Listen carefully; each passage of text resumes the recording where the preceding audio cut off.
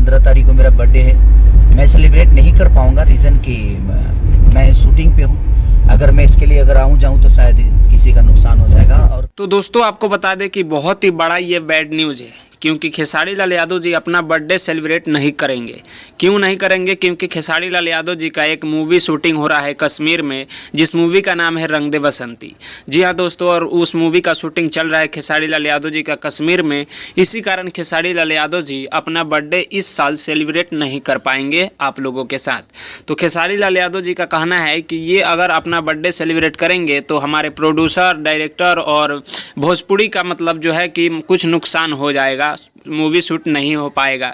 तो खेसारी लाल यादव जी नहीं चाहेंगे कि किसी का नुकसान हो, भोजपुरी का नुकसान हो, इसलिए खेसारी लाल यादव जी अपना शूटिंग नहीं छोड़ सकते हैं।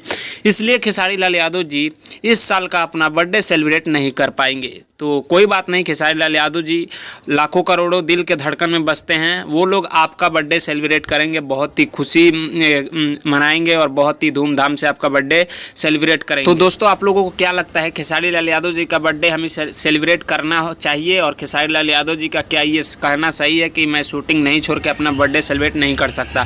तो आप लोग नीचे कमेंट बॉक्स में ज़रूर बताइएगा। तब तक के लिए जय हिंद, जय भारत।